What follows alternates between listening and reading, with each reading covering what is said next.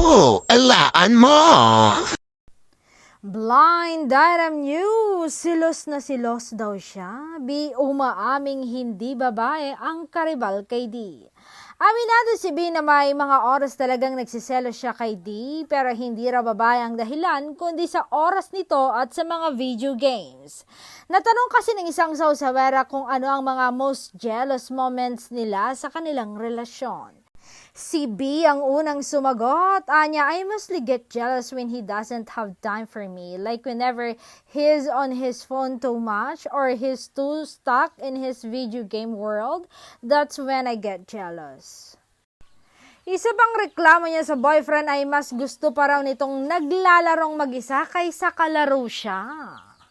Like an instance where he likes to play when he's by himself. When I wanna play video games with him, biglang he's tired na, he doesn't wanna play na. That's when I get jealous.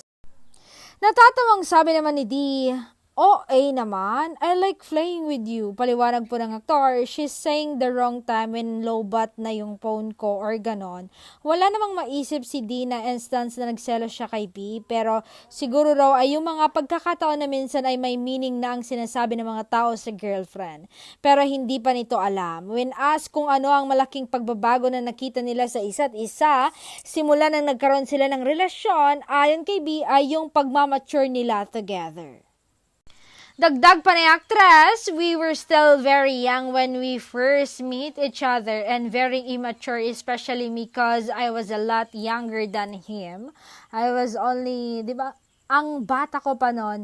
And yes, so I guess in that sense, we matured together. We were able to identify our goals and dreams together. Wow, sabi ni B. Very well said, sabi naman ni D.